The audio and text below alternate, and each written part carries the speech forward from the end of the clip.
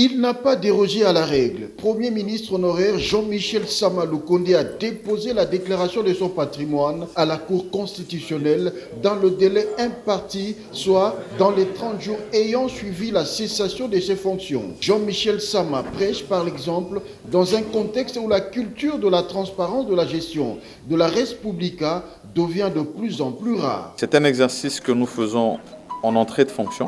Nous l'avions déjà fait ici même. Et à la sortie de fonction, nous devons nous livrer au même exercice pour des raisons de transparence, de gestion.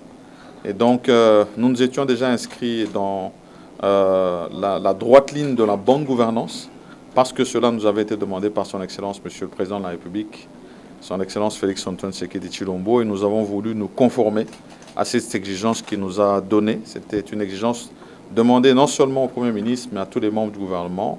Et je sais que dans la continuité de son action, on verra aussi le gouvernement entrant se livrer au même exercice. Jean-Michel Sama, par ailleurs, remercié la Cour constitutionnelle à travers son président Dieudonné Kamoleta pour la bonne collaboration qui a existé durant l'exercice de ses fonctions. Nous remercions surtout la collaboration que nous avons eue avec la Cour constitutionnelle, tout le temps que nous avons eu à travailler au niveau de la primature et tous les autres services judiciaires avec lesquels nous avons aussi travaillé, le parquet et autres.